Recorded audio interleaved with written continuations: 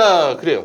오늘 제가 우리 저 평화나무 사단법인 평화나무가 네. 김무성 자유한국당 의원. 봤습니다. 네, 예. 그래요. 또 고발했다면서요? 고발을 했습니다. 근데 고발을 한 거는 뭘로 고발한 거야?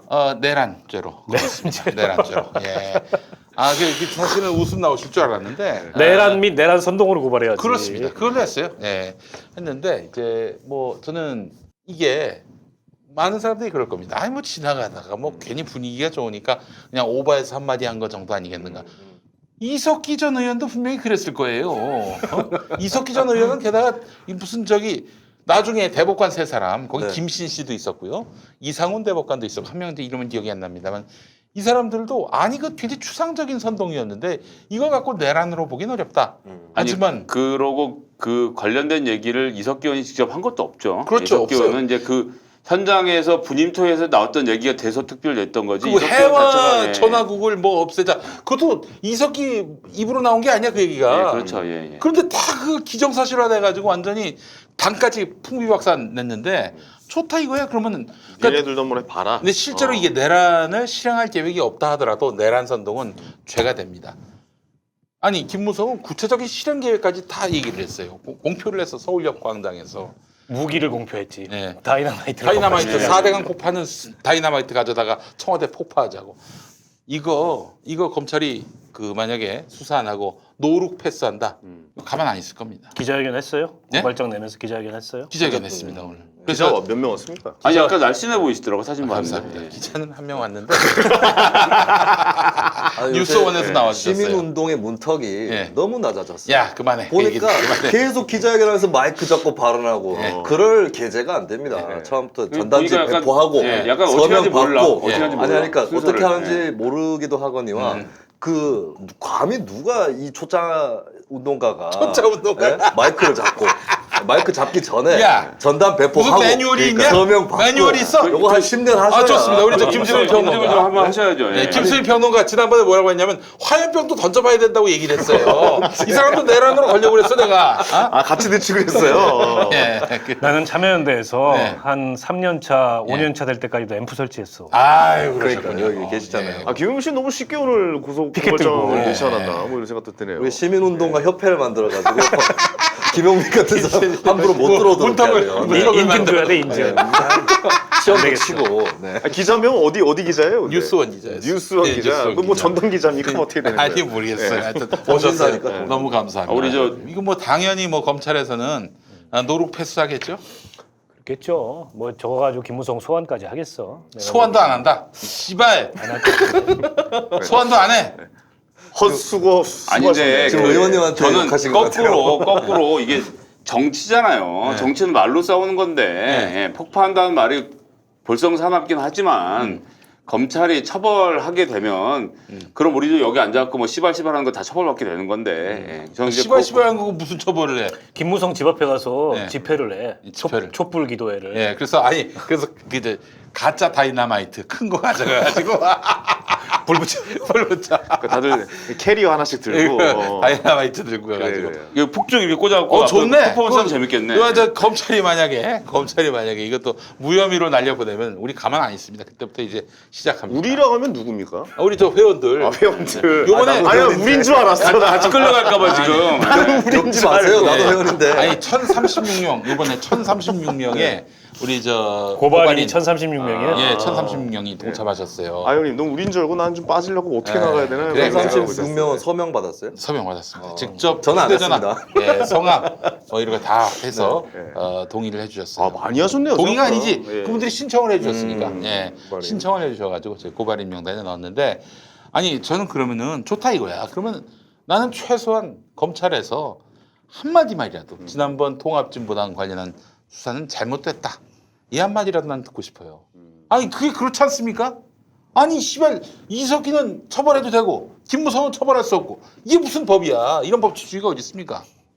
저는 그 얘기를 하고 싶은 거예요. 실은. 예? 의원님 어떻게 보세요? 잘했어요. 이렇게 넘어갑니까 그럼? 아니 사실은 김무성이 진짜 뭐 중진이라는 사람이 진짜 터무니없는 해서는 안 될 그런 얘기를 한 거죠. 저거 자유한국당 내부에서도 왜 저런 네. 쓸데없는 얘기해가지고 예. 욕먹냐 이런 얘기가 지금 나오잖아요.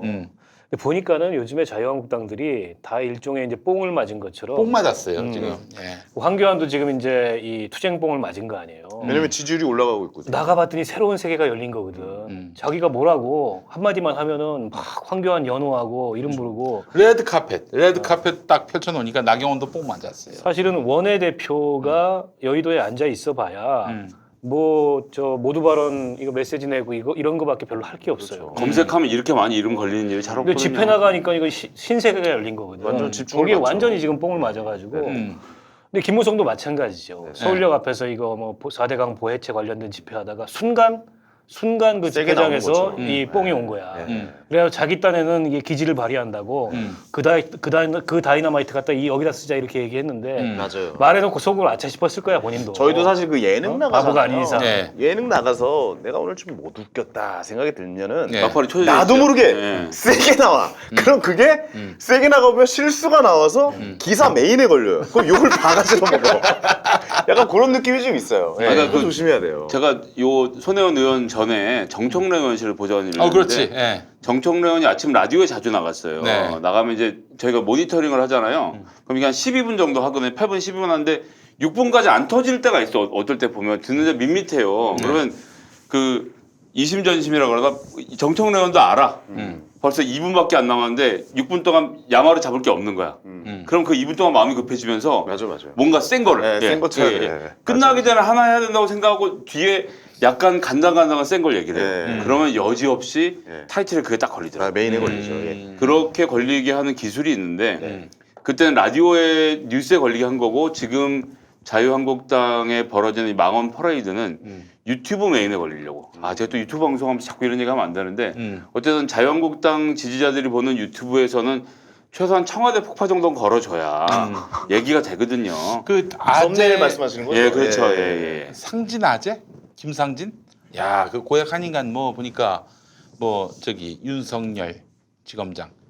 근데 그 전에 박원순 시장 그렇게 완전히 집요하게 쫓아다니면서 괴롭혔다고 하더라고요. 얘기 들어보니까. 근데 지금 뭐 이 경찰 출석도 불응하고 검찰 출석도 불응하고 버틴다면서. 근데 검찰 출석 불응하면 굉장한 페널티가 있지 않아요? 그게 구속의 명분도 될 수 있는 거 아니에요? 그렇죠. 그렇기도 하거니와. 그래서 저기 우리 저 주진우 기자가 낸 책이 체포영장 나올 있어요. 수도 있어요.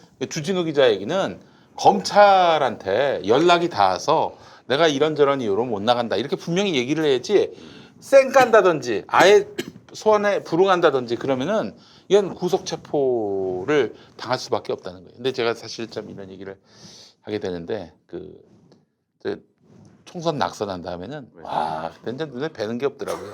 그래서 검찰이 불러도 안 나가고 경찰이 그래요? 불러도 안 나가고 어떻게 됐어요? 그래? 검사가 나중에 화가 나서 전화를 해서 왜 안 나오냐고. 당신은 나올 그런 책임이 있다고 그랬나? 하여튼 나는 당신에게 나오라고 얘기할 뭐 권한이 있다 뭐 그런 비슷한 얘기를 했어요. 나는 나보고 나가지 말라라고 명령할 권한이 있다. 내가 나한테 네. 뭐 말도 안 되는 얘기를 해가지고 진짜 말 같지도 않은 얘기 했네. 그렇게 했는데 그래서 어떻게 되겠어요? 잡아가려면 잡아가라 씨발 이렇게 나왔어요. 내가. 욕을 했어요? 아니 그런 얘기는 아, 안 욕은 안 했고. 했지. 검찰한테 욕은 맞아. 네. 야, 또 세게 얘기하다 검사라고 또. 출발의 말풍선은 이렇게 거품처럼 돼. 그래서 아니 네, 잡아가라 속셈각. 그랬는데 진짜 그때는 눈에 뵈는 게 없었어요. 짜증나지. 아니 뭐 어차피 뭐 밖에 있으나 뭐 씨발 뭐 저기 들어가서 저 감옥살이 하나 난 내 삶은 별 다르지 않았다고 판단을 했었어요. 그래서 야, 어떻게 했어요? 결국 안 잡아갔어. 어. 그러니까 안 조사도 안 잡아갔어. 받고요? 조사도 안 받았지. 그럼 그냥 뭐 바로 이제 거기서 처리가 그냥 됐나? 기소해 버렸어요. 아, 기소가 됐군요. 그래서 사실은 벌금형으로 그러니까 이제 원래는 이제 뭐라고 그랬냐면은 부디 좆가세요 이 한마디를 이제 트위터했었다가 고소를 당했어요. 부디 좆가세요. 그래도 이제 그하고 나와서 조사받으라는 거야. 그럼 나는 한 번도 내가 안 썼다고 한 적도 없고. 아, 형이 참 좋아요. 네. 그래서 누구를 향해서? 누구를 향해서? 아니 저기 재건 서북 청년회 총무했던 사람인데 하여튼 그 수구 단체야, 그 보수 단체야. 그래서 그 그건 사람이 뭐 의료법 위반인가요? 아니 그게 아니라 이제 모욕죄로 그렇지. 네. 부디 족가세요. 의료적인 것 같은데. 그 사실은 그거는 의료 이제 영업 행위 위반 아닐까요? 그건 사실은 이제 그 약식 기소 벌금형이죠. 예. 정식 기소를 해버렸어. 하도 안 나오니까 야마 괘씸죄죠, 괘씸죄. 그래서 예. 그 잡혀가지고 잡혀간 건 아니고 뭐 그게 법정에 섰는데 1심에서 100만 원을 맞았어요. 벌금 100만 원. 와 그냥 굉장히 그 뭐야 등이 오싹하더만. 그래서 2심부터는 열심히 정성껏 재판도 엉망으로 했거든. 막 무슨 최후 진술하러 오는데 나는 안 한다고 그런 거 안 한다고. 아니 그까이 거 2심은 100만 어떻게 했어요? 원인데 그래서? 2심은 어떻게 했어요? 2심 가가지고 이제 저 재밌는 게 판사님이 여성분이시고 공판 검사도 여성이시고 그리고 변호사가 우리 이재정 의원님 더불어민주당 아 변호사가 네. 이재정 의원님이셨어요? 그 세 분 다 여성분인데 네네. 이 부디 좆가세요 사건 갖고 이제 세 분의 여성 법률가들이 그 막 논전을 펼치는데 야 그건 녹음해서 팟캐스트 올리면 대박 아니 그게 나겠다. 진지하게 얘기할 거냐. 김용민 씨가 부디 조과세요라고 말씀하셨나요? 뭐 어떻게 그러니까 이제 뭐 이렇게 될 거 우리 아니야. 이재정 변호사께서 예, 김용민 씨의 그 부디 족가세요는 유행어다. 김용민이 만든 유행어다. 그게 더 뭐야 그게. 그게 더 나를 비참하게 만드는. 야 유행어가 무슨 조과세요가 유행어라고. 그냥 올라가는 거 아니야? 아니 근데 이제 저렴하면 진짜. 이재정 의원한테 아니 혹시 욕을 유행어로 하는 사람이 어디냐고 했는데 그거 말고 논리가 없다는 거야. 무논리가 상책이지 그때는. 예. 그래서 정말 예. 그래서 욕 얘기하니까 욕 얘기하니까 딴 얘기 해도 되니까 네. 손혜원 의원이 고영태 증인을 보호하다가 일베에서 엄청나게 당했어요. 그러니까 이제 저희가 예를 들어서 손혜원 의원이 정치를 더럽게 한다. 뭐 예를 들어서 야이 씨발려나 이렇게 하는 거는 저희가 고소하지 않았습니다. 왜요? 그런 건 그러니까 정치적 의견을 표명을 심하게 요구를 하는 건 뭐 그것까지 우리가 받아들였는데 욕까지 하는 표현까지는 그런데 인정. 이제 고영태와 무슨 사이인 것처럼 묘사를 한 사람들이 있었어요. 약간 구체적으로 쓰레기네. 구체적으로 고영태와의 행위를 묘사한 놈들이 있었고 고영태 증인 좋아합니까? 예. 그렇게 한 사람들을 싸그리 잡아갖고 저희가 최종적으로 말씀드려 14명이 네. 검찰에서 약식 기소가 돼갖고 네. 다 벌금 50에서 300만 원씩 맞았어요. 네. 그래서 유죄를 받은 놈들을 네. 전부 다 한 놈도 빼놓지 않고 네. 그리고 이 과정에서 합의는 딱 한 사람만 해줬는데 네. 고등학생이 하나 껴 있었어요. 고등학생. 고등학생이 껴 있었는데 부모가 예. 그 양부모가 그러니까 그 엄마 아빠 두 사람이 전부 다 반성문을 제출해서 자식 교육 이렇게 안 하겠다라고 약속을 해서 그 사람은 빼주고 나머지는 전원 민사로 끌고 가서 민사로 가서 오케이. 민사에 가서 또 조졌어요. 그래서 100에서 300까지 다 벌금 물려놓고 나서부터 일베가 조용해졌습니다. 그렇지. 그래서 이 방송 보시는 분들도 그렇고 뭐 이런 사람들은요 법의 엄벌을 한번 받고 나면 그러니까 뭘 보니까 나이도 20에서 60세까지 다양하고 뭐 직업도 다양하고 지방자도 다양하신데 전라도만 없었고 근데 이렇게 하고 나니까 청정구역이 되더라고요. 그러니까 정치적 비판이 우리가 들을 수 있지만 그렇지. 그런 식의 말도 안 되는 인신공격은 이거는 딱딱 한 번씩 끊어줘야 돼요. 네, 그렇습니다. 그래서 근데 결론 어떻게 했어요? 저 이재정 의원님이랑. 예. 30만 원 벌금에 선고유예. 근데 의원님, 그러면 나중에 이제 제가 만약 출마를 했을 경우 그게 다 공개돼야 하는 거예요? 출마할 생각이 안 돼. 있어요? 공개? 공개 안 돼. 선고유예는 안 들어가요. 선고에 안 들어가. 안 들어가요? 100만 원 이하고. 아휴. 아니 근데 선고유예면 선고유예지 벌금 30만 원의 선고유예는 아니, 뭐예요? 벌금도 안 들어가요. 그죠? 벌금 안 들어가는 거예요. 들어가. 출마도 선고유예지. 하시려면 저 사모님이랑 사별을 한 번 더 하셔야 돼요. 그렇습니다. 우리 아내가 이제 아니 근데 내년 노리고 계세요? 아니, 아니, 근데 아니. 수상적인 게 예. 아까 예. 1심 때 100만 원 나온 거 가지고 좋됐다 이런 반응이었잖아요. 네. 근데 이제 100만 원 벌금이면은 선거 공보물에 들어가거든요. 네. 그거를 그때도 의식한 거 아닌가? 아니 그거 아니야. 다음 선거 때 그래요. 출마를 민변 변호사를 문제가 된다면 그 느낌. 그 당시만 해도 출마를 의식한 거 아닌가? 아니, 내년 생각하고 있다니까. 문제가 된다면 부디 좆가세요. 이 총 6자 아니에요? 6자인데 문제가 된 건 좆가 아니야. 좆 50만 원, 까 50만 원. 이거 아닙니까? 아니 그렇게 치면 한성교도 씨발하고 두세 글자밖에 안 돼요. 뭐가 다른 건데? 뭐가 그래서 달라? 결국에 하여튼 뭐 네. 잘 끊었습니다. 예, 네. 그래서 더 이상 얘기해봤자 얼굴에 침 뱉는 거야. 그렇습니다. 넘어가시죠. 예. 그냥 넘어가. 아니 저 그 황교안 대표 이야기 좀 한번 좀 더 해볼게요. 오늘. 네. 저는 좀 궁금한 게 있어요. 정치하시는 분들이니까 네. 그 광주에 내려가셨잖아요. 네. 그 광주에 내려가면서 사실 일부러 물을 맞으러 내려가는 겁니까 뭡니까? 우산까지 챙겨서 간 거면 자, 약간 계획된 겁니까? 선수들은 뭡니까? 다 알죠. 예, 예. 의원님 말씀해 또 약간 주십시오. 짜여진 각본 아닙니까 어떻게 보면? 아니 뭐 짜여졌다기보다 예상은 충분히 했겠죠. 네. 당연히 광주인데. 약간 그런 그림 네. 약간 근데 나올 그거 이제 것이다. 뭐 무릅쓰고 네. 뭐 자기한테 나쁜 그림 아니니까 음. 그렇게 간 거고 이제 광주역이었잖아요. 네네. 근데 아마 금남로나 충정로 나갔으면 훨씬 더 심했을 거야. 음. 훨씬 더 심하게 당했을 텐데 광주역 그 송정역이었지 송정역. 네네. 이게 좀 송정역. 약간 외진돼 있으니까 외곽이에요, 외곽. 그렇죠. 외곽이니까 그 정도 하고 끝난 거예요. 네. 그러니까 뭐 황교안으로서는 나쁘지 않은 그림이고 네. 그리고 묘하게 이게 이제 지역주의를 자극하니까 그렇죠. 대구 경북에 반사이익이 오잖아. 그러니까요. 광주 놈들도 저러는구나. 네. 이거 묘하게 자극한 거고. 네. 근데 황교안이 골 때린 게 자기한테 만난 그 평범한 광주 시민을 살려달라 그랬다. 그 이게 인터뷰 말도 안 봤어요. 되는 그런 얘기를 했는데 이게 다 알고 가는 거죠. 예. 저는 이미 그 황교안이 짰다. 5.18 네. 그 관련해서 그건 뭐 무슨 저 징계라고도 말할 수 없는 징계를 내놓고 그리고 하루가 이틀 뒤에 그 5.18 광주 민주화운동 기념식에 가겠다. 황교안이 그런 얘기했을 때 제가 바로 페이스북에다가 올렸습니다. 뭐라고 가가지고 이제 계란을 맞는 이제 상황이 퍼포먼스가 연출된다. 벌어질 것이고, 그거는 말하자면 광주 시민과 무관한 계란일 것이다. 이렇게 얘기하면서 그러면 아마 대구 지지율이 폭등하게 될 것이다. 그걸 노릴 것이다. 그 얘기를 썼어요. 네네네. 근데 이제 뭐 계란을 맞은 건 아니고 또 5.18 때 간 건 아니지만은 여하간 아주 그 비슷한 그림이 그려지지 않았습니까? 그러니까요. 예행 연습한 거예요. 그 봐봐 저기 아니 그 화창한 날에 누가 우산을 이렇게 준비를 했어? 그러니까 우선이 한 30개 나온 것 같아요. 예. 그 물벼락은 맞았다 그러는데 생수통 하나 정도 물이 뿌려진 걸로 보여지더라고요. 네. 뭐 안 되면 좋지만 그렇게 달고 게다가 자유한국당의 당 대표가 가서 그런 게 아니고 이번 건은 저희가 정확히 봐야 되는 게 5.18 망언이 있었어요. 그리고 그 망언에 대한 처벌이 이루어지지 않은 상태에서 뭐 경고인지 뭔지 먹고 끝난 거 아닙니까? 네. 그래놓고는 태연하게 내려가서 광주의 민심을 확인하겠다고 하는 그 태도는 있을 수 없는 거죠. 그리고 5.18 때 정말로 뭔가 그 광주의 민심을 얻고 싶으면 대선 가면 광주 표도 중요합니다. 그렇게 되면 이번 5.18 망언 관련자들을 정말 제대로 처벌하고 반성하는 뜻을 먼저 보인 다음에 찾아가야지. 안 그러고 가면 그냥 계란 맞으러 가는 거예요. 그렇죠. 계란 맞으러 가는 거예요. 근데 저는 계란 맞는다고 해도 대구의 지지율이 그렇게 오를 거라 생각하지 않습니다. 우리나라 국민 수준이 그거보다는 좀 높아지지 않았나. 아니 근데 실제로 자유한국당 지지율이 많이 올랐어요. 사실 그 역대 이제 문재인 정부 들어서 최고치로 오르긴 했잖아요. 사실 결집이 되고 있긴 하단 말이에요. 그런 모습들이 그거는 인정할 건 해야 되는데 근데 그 약간 저는 광주 시민들이 아예 그런 거를 상대를 안 해줬으면 좋겠다는 생각도 들어요. 아니 광주 시민이 아니면 어떡할 거야? 아니 일부러 그 사람들도 다 섭외가 돼 있는 거라고? 그치 여기님 그 얘기예요. 예. 난 그 계란을 던진 사람 광주 사람 아닐 설마 거라고. 거기까지? 그럼. 아 그래요. 예. 어. 전 아예 그렇다고 봐요. 거기까지 그림을 짰다. 아니 예전에 그 88년도, 87년도 예. 대통령 선거 때 노태우가 광주 가가지고 예. 돌이 엄청나게 날라왔거든요. 네, 유세하는데. 네. 그래가지고 방패로 맞고 여러분 애국가를 부릅시다. 근데 그 최초의 돌은 이제 유도부 연출이었던 거지.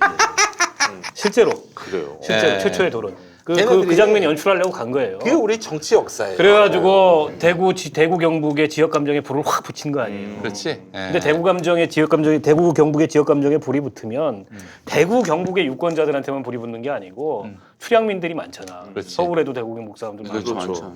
마찬가지로 이제 호남 사람들도 서울에도 많고. 아 이게 약간 이랬는데 고전이네요. 고전이야, 그럼요. 고전. 예. 그때는 그건 뭐 명백히 의도된 거였어요. 예. 그러니까 이번에 5.18 때 황교안이 간다는 거 아니에요? 그래서 네. 나는 한국당에서 뭐 그랬더만 네. 그럴수록 계속 광주에 갈 거다 들으러. 오히려 가려면 생각을 고쳐먹고 가야지. 예. 그리고 뭔가 변화를 보이고 가야지. 그냥 예. 가기만 하는 게 중요하잖아. 자, 그래서 제가 좀 아이디어를 드리고 싶습니다. 네네 한번 들어볼까요? 아, 예.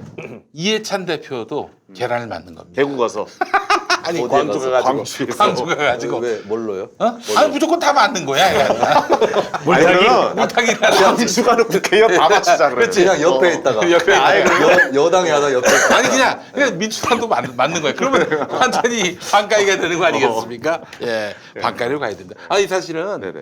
그 MB나 이런 그 자유한국당은 언론 보도 이거 굉장히 그 시간차 공격을 잘해요. 예를 들면 이제 MB 예전에 광운대 동영상이 공개가 됐었지 않습니까? 2007년 대선 당시에 내가 뭐 BBK를 뭐 설립했고 그걸 갖고 나경원은 뭐 주어가 없는 발언이다 뭐 이런 식으로 얘기해서 지금도 비웃음 사고 있는데 자 그게 이제 한 주말 사이에 나왔어요. 근데 신문은 일요일 쉬고 월요일 나옵니다. 근데 일요일 날 오후에 MB가 딱 나타나더니 만약에 MB가 그때 아무 액션도 없었으면은 동영상이 일면 톱으로 나올 수 있었어요. 특검을 수용하겠다. 뭐 특검을 수용하겠습니다. 이렇게 얘기해서 반가이가 됐어. 동영상과 함께 이명박이 특검 수용하겠다. 이게 논란의 상황으로 만들어진 거예요. 이게 바로 언론은 고전적인 이렇게. 고전적인 정치의 중요한 기술 중에 하나인 반가입니다. 반가이. 그렇군요. 고전을 한 페이지를 좀 읽어본 것 같네요. 네, 예, 그렇습니다. 예, 그 때문에 뭐 황교안 씨의 이번 상황, 또 민주당도 대비를 해야 돼요. 황교안이 거기서 계란 맞았다. 이해찬 대표도 계란 맞는 겁니다. 좀 더 많이 맞아야 돼. 광주에서요? 네, 그래서 우리 다음번에 계란말이를 먹으면 어때요? 좋습니다. 예. 그리고 아예 이해찬 대표는 그 쇼핑몰에 계란을 입점을 시켜 그냥 아예. 네, 그럴까? 다음 주에 계란 알겠습니다. 까먹읍시다. 예. 계란은 김용민닷컴에서 김용민닷컴에서. 구입돼서 예. 광주에다 던지는 거예요. 그렇습니다. 예. 던진 거 출처를 찾아보니까 김용민닷컴에서 사갖고 왔더라. 이렇게 되면 되겠는데. 네. 그 계란도 던지고 김용민 내란 선동이다 이거. 오무 라이스도 먹고. 예, 그렇습니다. 오무 라이스. 만해. 황교안이 5.18 행사에서 계란을 맞았는데 네네. 그래서 현행범으로 체포해서 조사를 했더니 음. 대한애국당 당원이다. 이러면 재밌을 것 같아요. 오, 재밌겠네 그것도. 오. 잡혀갔는데. 지금 오늘 조선일보 김대중 칼럼 읽어보셨습니까? 이 형님은 뭐 이제 아직까지 뭐 무슨 공작의 설계자 이런 거는 이제 한 은퇴하실 때가 됐는데. 자기들이 아젠다 세팅할 수 있다는 그런 믿음이 있는 거죠. 네, 근데 이제 이분 얘기는 한마디로 얘기해서 뭐 11개월 뒤에 문재인 정부를 심판해야 한다 뭐 이런 얘기인데 맥락을 자세히 들여다보면은 유승민하고 그 애국당 쪽 사람들한테 네. 메시지를 보내는 거예요. 야, 당치고 합쳐라. 아. 당치고 합쳐라. 이 씨발 이거 갖고 시비 걸지 말고 야, 박근혜 지나갔지 않니? 지나간 사람 붙잡지 말고 합쳐서 문재인 심판하자. 이겁니다. 이 조선일보는 기본적으로 이런 보수 세력에 대한 애정이 있거나 혹은 뭐 그 이념에 동조하는 게 아니라 이용해 먹는 거예요. 그 약간 그 얘기 들어보니까 영화 내부자들의 백윤식 씨 같은 그 조국일보, 그런, 조국일보. 그런 네. 근데 느낌이네요. 요즘에 한국당 정치인들이 예. 조선일보도 잘 안 보는 것 같아요. 그렇지. 아니 뭐, 예. 뭐 메가리가 없는데 뭐. 예전에는 한국당이 조선일보 보고 정치를 했거든. 그래서 조선일보에 딱 이제 사설이 실리면 내지는 그런 김대중 결집이 칼럼 같은 게 됐군요. 실리면은 이제 그 다음 주에 음. 이제 한국당의 메시지가 그런 식으로 쫙 돌아가고 그렇게 구도를 만들었는데 예. 요즘은 한국당 국회의원들이 유튜브를 봐요. 음.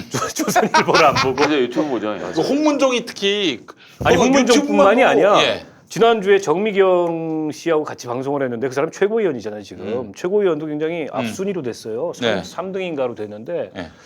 이분이 얘기하는 걸 패스트트랙 관련해서 얘기하는 걸 곰곰이 들어보니까 이거는 조선일보나 TV조선에도 안 나오는 얘기야. 유튜브에 나오는 얘기를 네. 하는 거예요. 네. 그러면서 계속 얘기하는 게 베네수엘라야. 베네수엘라. 네. 그 사람들은 이 베네수엘라가 오늘날 왜 저문양 재벌이 되는지조차도 기본적으로 사실관계가 뭐고 배경이 뭔지조차도 파악을 안 하고 그냥 그런 프레임을 유튜브에 나오는 프레임을 그냥 믿는 거죠. 공중파 방송에서 여과 없이 들이대는 거였어. 야 이거 한국당 큰일 났다. 예. 이제는 조선일보도 안 보는구나. 그나마 조선일보를 보면 저런 엉터리 같은 얘기를 안 할 텐데. 그래서 조선일보 김대중이가 칼럼 써봐야 소용이 없어요. 네. 안 봐. 유튜브를 본단 말이에요. 좀. 그거를 신의식이 읽어줘야 돼. 예. 그러기 전에는 안 돼. 그거를 영상으로 만들어서 유튜브에 읽어줘야 돼. 그래 좋은 방법이네. 예. 아니 괜찮은 방법이네요. 그거로 채널 하나 파야 되겠다. 조선일보 읽어주는 남자. 조남. 조남. 조남으로 갑시다. 조남. 괜찮네요. 알겠습니다. 네네.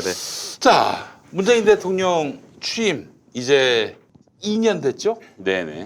누구 3년 차란 얘기를 많이 해가지고 야 이거 벌써 이제 임기 말이 됐나 했는데 예. 이 2년 됐어요 이제 2년. 근데 지지율을 보니까 역대 대통령 2년 차 전체 1등입니다. 김대중 대통령이 49%였는데 네, 이겼나요? 더 높나요? 이번에 51.7% 나왔어요. 그렇군요. 예. 뭐 물론 큰 차는 아니지만 또 1년 차 때는 80% 가까이 됐었어요.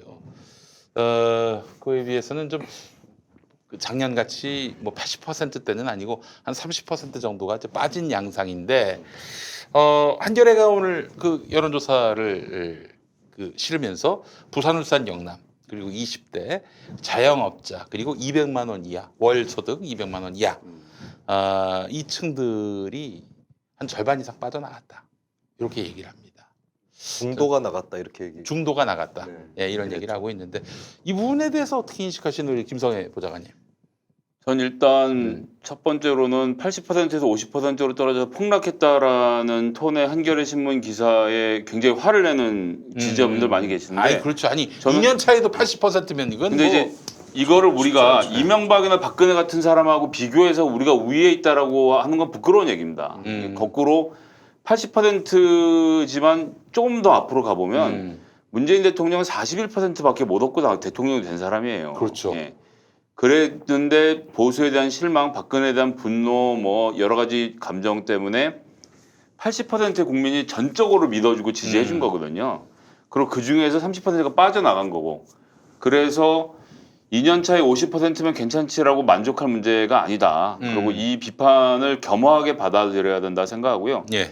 김대중 주필이 그래서 내년 선거는 문재인 정부를 심판하는 선거다라는 말은 틀린 말이 아닙니다. 그렇게 됩니다. 예. 우리가 원컨 원치 않던 네. 심판을 하자라고 했는데 동조한 사람이 적어서 민주당이 이길 수도 있지만 어쨌든 기본적인 성격은 정권에 대한 심판 선거가 될 수밖에 없다라는 점.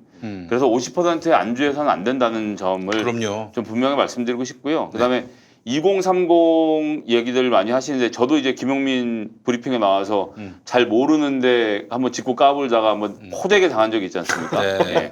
우리 여기 네. 황현희 선생님이 그 옆에서 이제 네. 그 제가 했던 말들 다 읽어가면서 내가 저를 아주 조사 부린 적이 있는데 조목 반박해봤어요. 우먼스 플레인에서 네. 예, 우먼스 플레인 나가서 한번 그렇게 이 홍역을 치르는 과정에서 제가 얼마나 귀를 닫고 살았나, 내가 네. 얼마나 이 꼰대가 됐는가에 대해서 좀 절절하게 반성을 하고 커뮤니티에서 주시는 목소리들을 열심히 들으려고 노력을 하고 있는데 네. 어쨌든 민주당과 청와대가 여기에 귀를 열 필요가 있다라는 것. 그리고 더 크게는 대통령께서 처음에 대통령이 되면서 했던 약속이 이제 국민과의 소통, 예. 언론과의 소통 이런 것들을 좀 훨씬 많이 하겠다라고 하셨었고 실제로 호프도 하고 광화문 청와대 뭐 여러 가지 보안상의 이유로 저희가 이제 철회를 했습니다만 어쨌든 소통하는 모습을 더 많이 좀 보여주실 필요가 있겠다. 지금 경제가 나쁘니까 경제를 좋게 하면 지지율이 올까요? 저는 뭐 그건 잘 모르겠습니다. 그리고 영남 지역은 경제가 좋아지면 미세먼지 때문에라도 반대를 하는 사람들이 나올 확률이 저 높다고 생각합니다. 솔직히 그래요. 이거 예, 예, 지역 감정 우리가 100% 극복할 수는 없으니까. 아니 뭐 아무 명분이 없다면은 탈원전 갖고도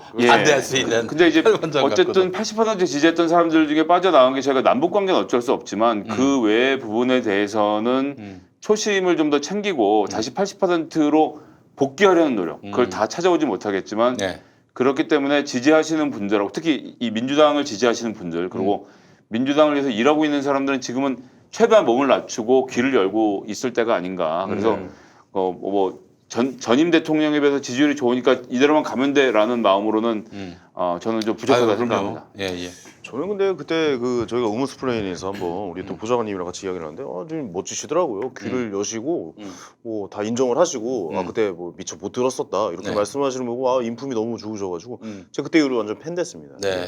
그 말 좀 드리고 싶고 그리고 20, 30대에 대한 문제는 민주당이 좀 약간 뭐 귀를 좀 닫고 있다라고 좀 생각이 좀 들기도 해요. 20, 30대 남자애들이 지금 원성이 너무 큽니다. 왜냐면 그 서른 의원님께서 그 저번에 그런 얘기를 하셨어요. 못 배워서 그렇다. 20, 뭐 30, 20, 30대들이 뭐 지지율이 빠진 이유는 뭐 아, 자기들은 박정희 독재자 밑에서 배워놓고서 뭐 남 얘기를 하고 있어요 지금. 20, 30대는 촛불을 든 세대잖아요. 그러니까요. 예. 이건 저는 그런 아니 거기는 20살 때 예. 정부 전복을 선곡해 본 사람들인데 네. 어디다 지금 그 옛날 세대들이 그런 얘기를 해요. 저는 왜 이렇게 헛발질을 하고 있는지는 좀 잘 이해가 가지 않습니다. 지금 예. 20대들이 정부 전복을 했어요. 예. 아 근데 내가 이제 40대구나. 아 그래요? 예, 이제 40대가 됐습니다. 자, 우리 그러시구나. 기성세대 김수민 아, 평론가. 네. 기성하세요. 20대에 비해서 예.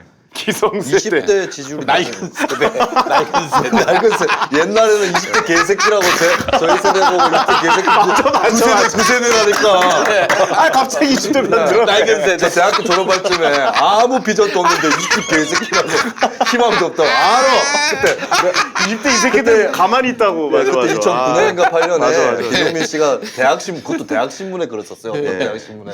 그 20대 개새끼로는 아니었고. 충남대학부. 20대 개새끼 론이었어요. 아 근데 예. 그거는 이제 밖에서 부른 거예요. 뭐 본인 글에는 개새끼라는 표현이 안 나와. 그래요. 씹새끼가 있어. 10새끼였어. 20대 너희들에게 희망이 없다 이런. 아 그때 거였거든요. 20대였나요? 그때 제가 이제 학교 막 졸업하고 110대. 아. 나 희망이 없는 거 안다고. 아 10새끼였네. 사실적 심형의 훼손이라고 이거. 엄청 야. 붕괴했어. 예. 그냥 열받아서 시원된 거. 아, 예, 재밌었네. 그래요. 알겠습니다. 네, 근데 예. 20대 진짜 20대 보면 저 세대하고도 많이 달라요. 다른데 이거는 일단 감안하고 가야 되는데 네. 20대한테 지지율이 낮을 수밖에 없습니다. 왠 줄 아십니까? 왜요? 지금 대통령 지금 대통령은 20대한테 지지율 낮을 수밖에 없어요. 왜요? 아, 왜요? 누가 대통령이든 간에. 아 지금 예, 대통령은 이 구조적인 문제가 있잖아요. 예. 20대들이 처해 있는 현재의 어떤 자신들이 원하는 일자리는커녕 뭐 조금 불안할지라도 당장에 좀 먹고 살 수 있는 이런 자리도 별로 없는 상황에서 사실 누가 대통령을 하더라도 단기간에 해결하기는 어렵죠. 네. 30대 제 또래 세대처럼 그나마 좀 취직을 하고 이런 세대들하고 많이 달라요. 젠더 문제도 사실 경제 문제에서 비롯된 거라고 저는 보거든요. 저도 그렇게 봅니다. 예, 예. 예. 사실 제가 양심적으로 돌아보면 20대 남성들이 제 또래 남성들보다 네.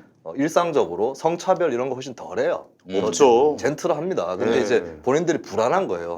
불안한 거고 이제 그게 이제 세대에 다 전가되다 보니까 이제 여성에 대한 어떤 경계라든지 이런 걸로 나타나는 건데 일단은 저는 이제 이게 경제 문제 20대뿐만 아니라 50대도 있고 뭐 자영업자도 있는데 대통령이 당장에 뭐 어떻게 바꿀 수는 없죠. 근데 그럴 때일수록 좀 먼 비전을 제시하는 게 더 필요하지 않을까. 네, 당장은 어렵지만 비전이 있으면 좀 참을 수 있다. 아니 저는 그런 근데 이 생각을 경제 뭐 맞는 말씀이신데, 그러니까 어차피 20대는 남자든 여자든 취직을 해야 되는 거잖아요. 네. 근데 뭐 20대 여자는 취직 안 합니까? 하잖아요. 그렇죠. 근데 20대 여자의 지지율은 떨어지지 않았거든요, 거의. 20대 남자의 지지율이 떨어진 겁니다. 그럼 거기에 대해서 젠더 이슈를 너무 가볍게 생각하는 건 아닌가? 20대 뭐 이런 생각도 여성 좀 같은 들어요. 경우는 예.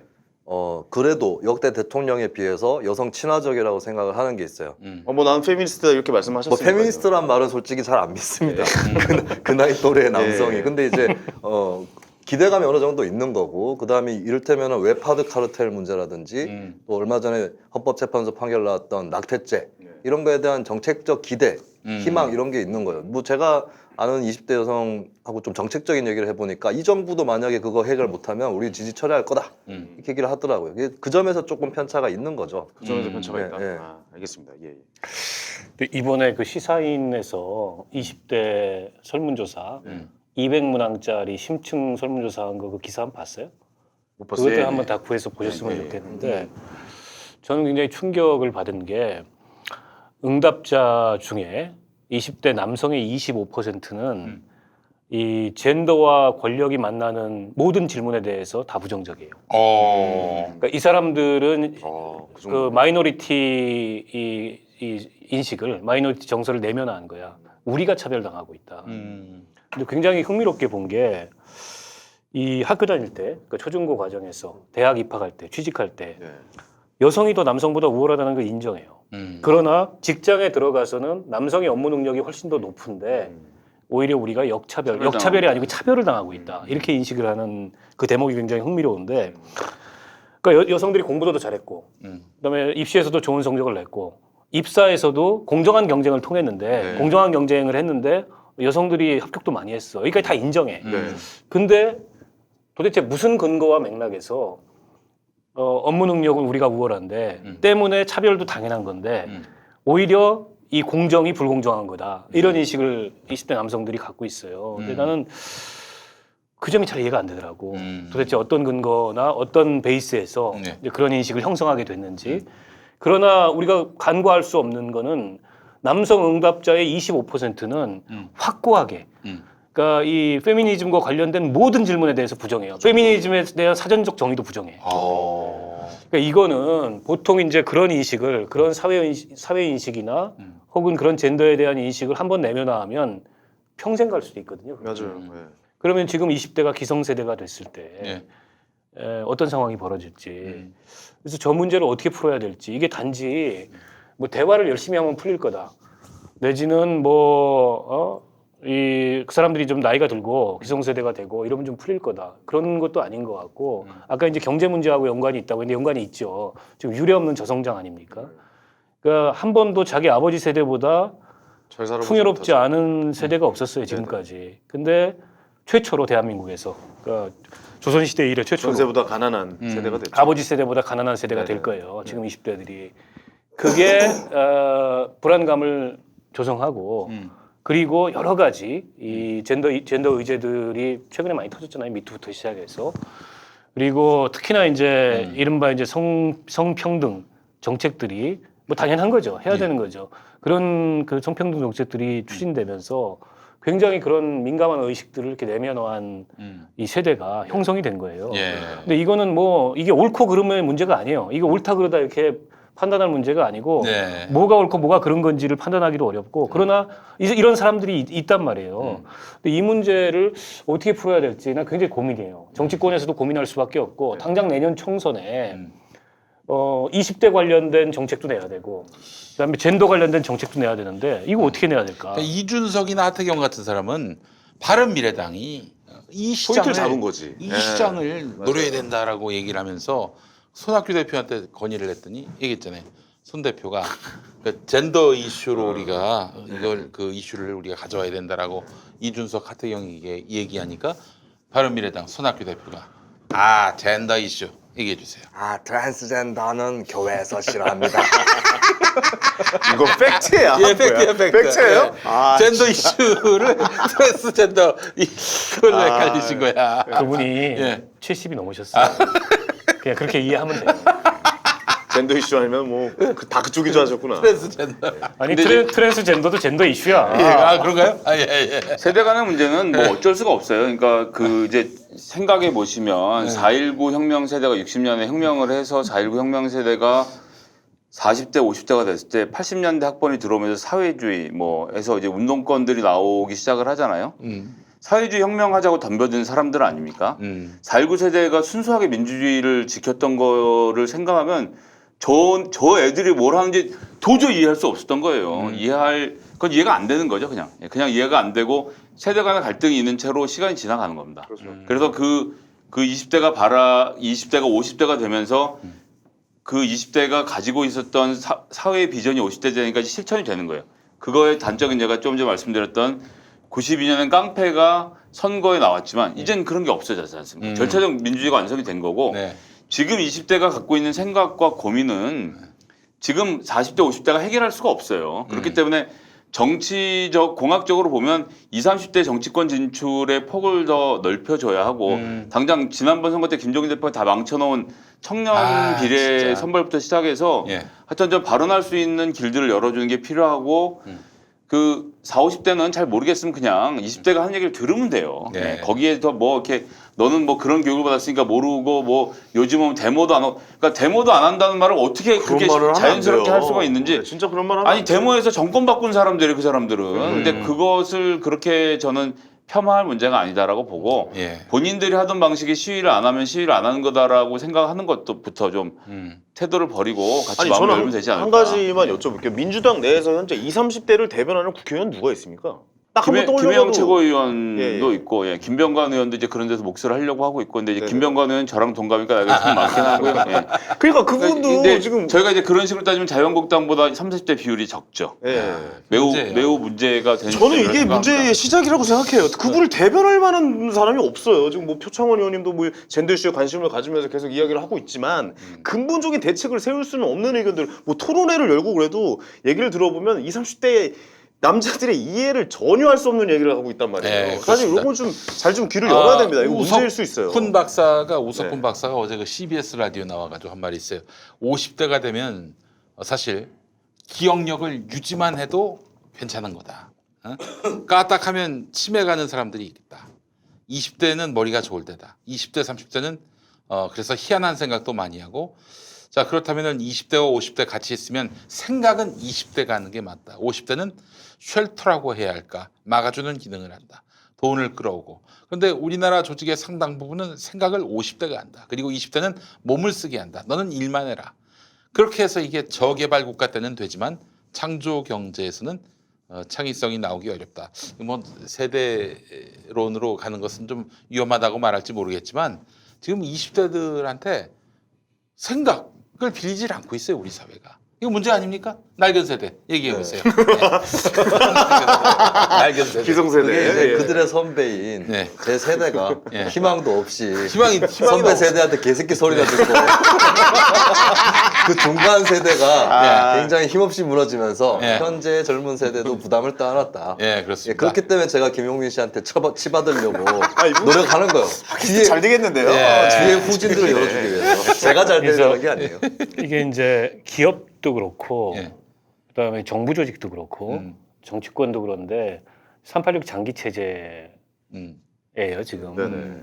특히 이제 정치권에서는 386들이 본인들이 20대 후반, 30대 초반에 정치권에 들어와서 지금도 어떻게 보면은 그 아래 세대 없이 사다리 다 걷어차고 그 자리를 차지하고 있는데 이게 좀 해소될 필요가 있다 나는. 기업에서도 지금 이 386 장기 체제가 굉장히 문제가 된다는 거예요. 네. 그래서 요즘에 대기업 들어갔던 20대들이 그만두고 공시 준비하는 사람들이 지금 우리나라 공시생이 40만 명이래요. 아이고 이런. 왜 그러냐면 그렇게 살고 싶지 않은 거야. 그렇게 살아도 그 자리에 못 간다는 거를 느끼는 경험적으로 거죠. 깨닫고 네. 뿐만 아니라 그 자리에 간다 그래도 그렇게 살고 싶지 않은 거예요. 아하. 지금 20대들은. 예. 그냥 저녁 있는 삶을 과감하게 원하잖아요. 그만두고 네. 이 안정적인 공무원 시험 준비하면서 그러니까요. 나는 내 라이프스타일대로 살겠다. 내 인생 즐기겠다. 이런 20대들이 굉장히 많아지고 있다는 거예요. 그래서 좀 이 세대 간의 적체랄까요? 이런 것들이 굉장히 심하고 나는 굉장히 의식적으로 해체할 필요가 있다. 특히 이제 내년 총선에 아마 민주당 내에서 이게 하나의 굉장히 큰 쟁점이 되지 않을까 싶은데 저는 우리 X86 세대들이 뭐 이제 졸업하시라 이제 좀 그게 은퇴하시라 너무 이런, 많아. 이런 얘기가 아니라 본인들이 김대중 대통령한테 그렇게 이끌림을 받았다면 본인들이 지금의 20대 끌어줘야지. 30대를 또 끌어오셔야지. 본인들이 아니, 다 해먹으려고 그래. 끌어오려면은 본인들의 자리를 좀 비워야 돼요. 그래야 끌어오는 거지. 예, 그러니까 아까 이제 자기가 현희 씨가 얘기했던 그게 맞아. 예. 20대 30대를 대변하는 정치인이 20대 30대가 해야 되는 거예요. 그래서 40대 50대가 그 대변이 안 돼. 그러니까요. 그냥 40대 50대는 얘기만 잘 들어줘도 다행인 거예요. 요즘에 표창원 의원이 하는 게 그거잖아. 얘기를 듣겠다는 거잖아. 표창원 의원이 어떻게 2030을 대변해요. 그러니까 정의당을 보면은 정의당이 대한민국의 지금 원내 정당 중에 제일 젊은 정당인데 이 연령대가 제일 젊어요. 근데 20대에서 정의당 지지율이 제일 낮아요. 그 60대 지지율하고 비슷해. 그래요? 그러니까 정의당조차도 사실은 20대들이 보기에는 그냥 뭐 저기야 뭐 기성 정당이고 크게 별로 다르지 않고 그거는 몰랐어요. 게다가 네. 이제 또 이제 젠더 이슈도 일정하게는 좀 작용을 하는 거지. 이게 복합적으로 작용하는 건데 사실은 뭐 민주당만이 아니라 자유한국당만이 아니라 지금 이 세대론적인 측면에서 보면은 정의당도 문제예요. 그러니까 간단해요. 이거는 20대를 대변 못하는 겁니다. 정의당이 20대에서 인기가 없는 거는 그거는 정의당의 20대 정치인들이 드물어요. 네. 국회의원이 없을 뿐만 아니라 시의원, 뭐 도의원 따져도 없고 그다음에 앞으로도 별로 가능성이 없을 것 같아. 그거 다 보이거든 20대들 눈에는. 그거 어떻게 저 정당이 나를 대변하냐 이런 거거든. 그런 면에서 봤을 때 나는 내년 총선에 뭐 여러 가지 기준을 가지고 뭐 공천 물갈이니 뭐 이런 것들이 일어날 텐데 네. 어쨌든 이 386 장기 체제 이게 일정하게 좀 해소될 필요가 있다. 예. 난 당내에서도 얘기할 거예요.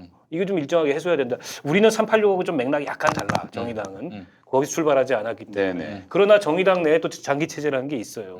그거 좀 해소해야 된다. 네. 그리고 과감하게 문호를 열고 이 새로운 발상과 새로운 아이디어와 새로운 도전 정신을 가진 사람들을 받아들이고 이 사람들이 설 수 있도록 뒷받침하고 사실 그래야 재생산이 되는 건데 그렇죠. 지금 우리 대한민국의 정당 정치 구조는 재생산을 안 하는 구조예요. 네. 그냥 딱 사다리 걷어차는 구조예요. 근데 이제 여기서 재밌는 거 하나는 전 뭐 박 의원님 말씀에 전적으로 동의하고요. 네.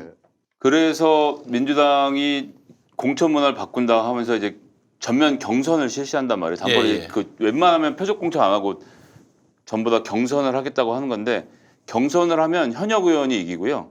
경선하면 돈 모아놓은 50대가 이깁니다. 예, 그래서 20, 30대가 지금 어디에 가서 경선을 해서 국회의원이 돼요. 쉽지 않죠. 택도 없거든요. 예. 예, 그래서 이 경선으로 다 하면 민주주의가 잘 될 것 같지만 김대중 대통령이 했던 건 뭐냐면 강제로 꽂은 거예요. 야, 니네 자리 다 비워.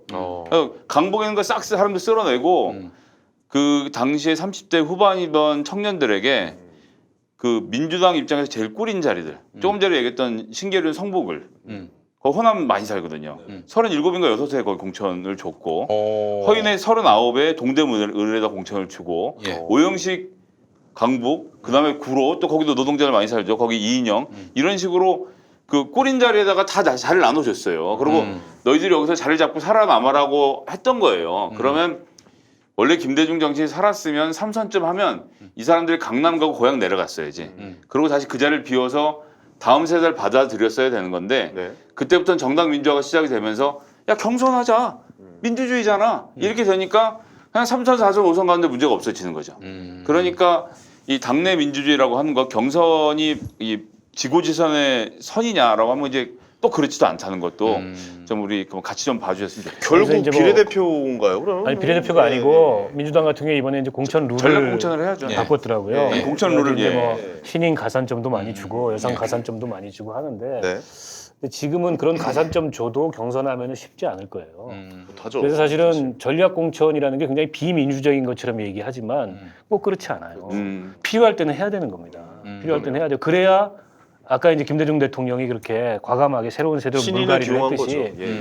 물갈이 할 수 있는데 지금은 어느 정당도 당 대표가 전략 공천할 힘이 별로 없어. 그렇지. 이 당내에서 이제 거세게 들이받기 시작하면 그렇죠, 예. 흔들리거든. 참 그게 딜레마긴 한데. 네. 근데 나는 그 민주당 이번에 공천 룰 그거 뭐 좋다고 생각해요. 근데 기왕이면 좀 더 과감하게 하면 어떨까? 신인들한테 과감하게. 가산점도 더 주고 예. 지금 보니까 뭐 10점? 신인이 10점이니까 20% 이내에서 예, 하도록 예, 돼 있죠. 예. 더 과감하게 주고 그래야 사실은 지금까지 제도권 밖에 있었던 이런 사람들이 들어와 가지고 맞습니다. 경쟁해 볼 가능성이 있죠. 아니면 없어요. 아니 우리가 TV 프로그램에서 한번 생각해 보자고요. 이 얼마 전에 그 미스트롯이라는 지금 TV 프로그램이 종편 사상 최고 시청률 기록하면서 완전 뭐 좀 장안의 화제가 됐죠. 근데 사실 제일 고인물들이 제일 자리를 잡고 있는 분야가 연예계에서 트로트 가수예요.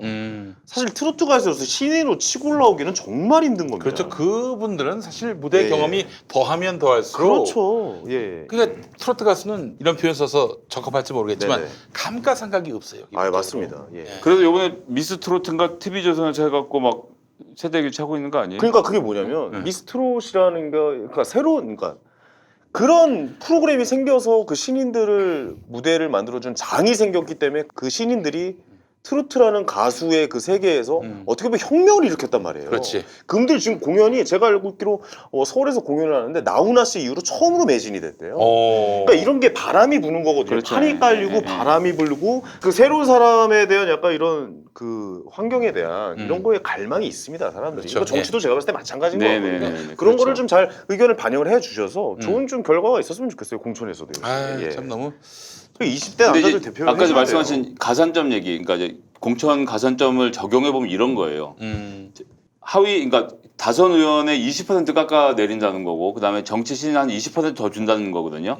그러면 되게 많이 주는 것 같잖아요. 20% 까고 20% 더 주니까. 예. 근데 사실 투표를 놓고 보면 60대 40으로 먹으면 신인이 40 먹고 기성 정치인이 60 먹으면 40 먹기 정말 힘든 일을 했다 치면 40에 20% 가산점 붙어서 48%가 되고요. 60에서 20% 감점 나가면 48%가 돼요. 예. 그러니까 6대 4를 넘어서 그러니까 더 따라잡아요. 40% 이상을 정치신이 표를 얻어야 그 지역에서 공천 물갈이가 되는 거라 사실 현재 가산점 정도 가지고는 현역 의원 갈아치우는 거 결코 쉬운 일 아닙니다. 예. 그러니까 20%라는 게 20% 포인트가 아니라 네. 20% 저는 그렇게 맞죠? 그게. 그렇게 이해하고 예, 있어요. 예. 근데 네. 포인트면 그나마 좀 나은데 정확히는 다시 맞을 한번 거예요. 알아보면 예, 그 포인트라고 얘기- 하시니까 또 갑자기 수학 얘기가 나오니까 좀 약간 쫄았습니다. 그러니까 예. 잘 모르시는 분들은 40% 얻으면은 거기에 20% 포인트 더해서 60을 아니, 만들어 아니, 준다고 40%에 생각하시면 대해서 돼요. 예. 40에 20%인 득표 8% 표에 대해서 포인트. 퍼센트를 그렇죠. 더 주는 거니까요. 예. 뭐 저는 지금 2주년 여론조사 결과 나온 게뭐 전임 정부들에 비해서 높다. 내지는 문재인 대통령이 최고점일 때보다는 많이 낮아졌다. 그런 평가 별로 중요한 게 아니고 어쨌든 이 정부는 그러니까 박근혜 탄핵과 촛불이라는 엄청난 정치적 에너지 위에서 예. 출범한 정부예요. 그래서 뭐 박근혜 이명박 정부하고 비교하는 거는 좀 적절치 않고 그렇다고 뭐 또 대통령 지지율이 정점에 있을 때하고 비교해서 많이 떨어졌다. 그것도 너무 지나치게 단순한 예, 비교고 문제는 이제 3년 차가 들어오면 내년이 3년 차인데 그러니까 올해부터 3년 차인데 예. 내년에 총선이 있잖아요. 정권 중간 평가 성격의 총선임에 분명해요. 네. 그 뭐 벗어나기가 어렵습니다. 그렇죠. 예. 그러나 이제 자유한국당이 이걸 잘해서 다수의 설득을 얻으면은 자유한국당이 많이 당선될 거고 그렇지 않고 니네가 더 문제다 이런 평가를 받으면은 네, 민주당이 일당 자리를 지키겠죠. 근데 어쨌든 뭐 총선을 떠나서 지금 정부 입장에서 보면 이제는 성과를 내야 될 시점이고 그리고 이제 진짜 실력을 보여야 될 시점에 왔다. 예. 그러니까 지금까지 이 정부도 그 다른 그 역대 정부들과 마찬가지로 여러 가지 논란이 있었습니다. 특히 인사 문제 같은 경우에는 뭐 별로 할 말이 없어요. 솔직히 말해서.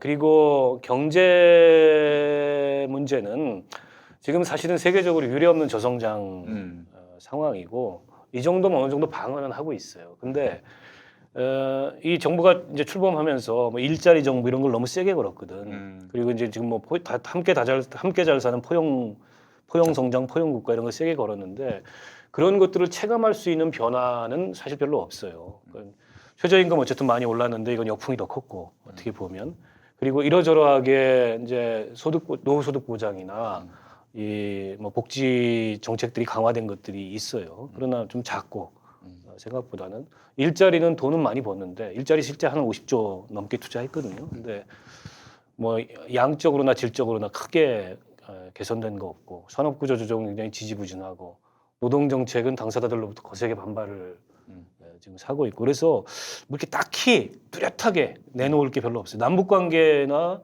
지금 평화 안보 이 분야에서 뚜렷한데 그걸로 정치 동원을 얼마나 더 할 수 있을까 쉽지 않아요. 왜냐하면 그건 또 우리가 전적으로 컨트롤할 수 있는 영역이 아니거든. 그렇지. 뭐 이, 미국이 뭐 틀어버리거나 미국 변수, 북한 변수 이런 게 너무 크기 때문에 그 부분에 있어서는 확실히 이 뭐 언제 전쟁 날지 모르는 상황에서 물꼬를 트고 방향을 전환하고 성과를 낸 건 맞는데 이걸로 과연 집권 후반기에 정치 동원이 계속될까 쉽지 않아요. 그런 면에서 봤을 때 이제는 뭐 성과 특히 내치에서의 성과 특히 이제 뭐 민생, 뭐 경제 이 부분에서의 성과가 굉장히 중요한데 저는 이제 성과 내려고 하다 보면 또 이게 이제 방향을 놓칠 수가 있거든요.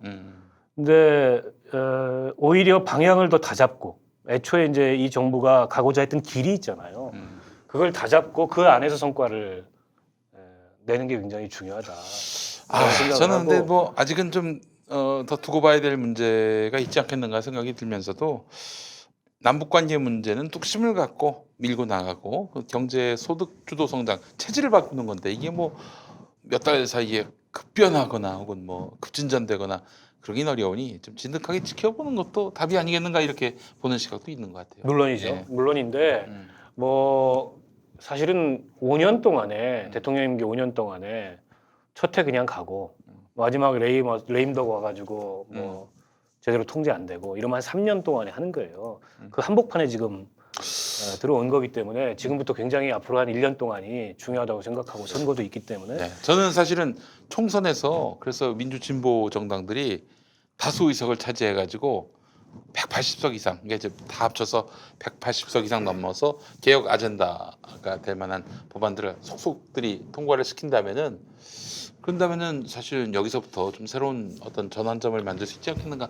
그런 기대를 하거든요. 지금 자유한국당이 저렇게 수틀어서 이제 막 될 일을 안 되게 만들면은 아니 그 뭐 무슨 어떻게 뭘 할 수 있는 게 없잖아요. 입법된 게 뭐가 있어 사실은 뭐 개혁 관련해서 지금 뭐 아무것도 패스트 통과된 게 트랙 없죠. 올린 거 네. 이것도 지금 이 난리로 여기까지 왔는데 그래서 결국 저는 내년 총선이 분수령이 아닐까 하는 생각이 들어요.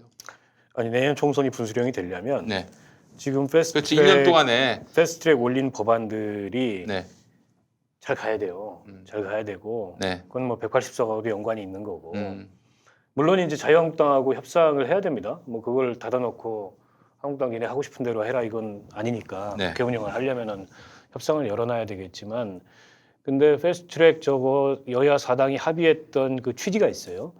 근데 그걸 깨면서 자유한국당하고 협상할 수는 없는 거 아니냐. 저는 그렇게 보고 이게 이제 문재인 대통령 1호 공약이에요. 고위공직자 비리수사처 만드는 네. 게 그렇죠. 예. 권력기관 개혁하는 게. 그렇죠. 근데 이게 또 뭐 좀 검찰이 막 흔들고 또 한국당이 뭐 어쩌고 저쩌고 해가지고 흔들리면 결과적으로 문 대통령의 핵심 공약을 관철을 못 시키는 거거든요. 그거 어떻게 해야 되는 거예요? 그럼 가야죠. 여기까지 왔는데. 세게 밀고 가야 된다. 밀고 가야죠. 그러니까 한국당 불러들여서 네. 협상은 하되 네. 이 여야 사당이 만들어 놓은 이 합의의 틀이 있잖아요. 그리고 거기에 담겨 있는 뭐 원칙들이 있지 않습니까? 그것까지 훼손하면서 협상을 할 수는 없는 거지.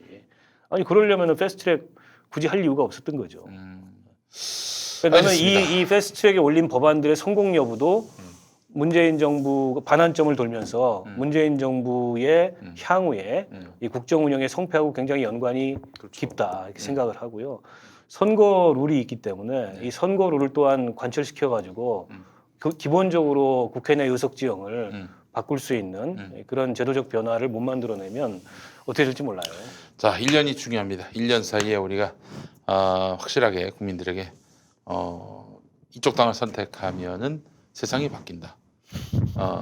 이런 믿음을 줘야 된다는 것이죠. 그래서 이제 총선 때 국민들에게 심판을 받을 수 있어야 하는 거예요. 예.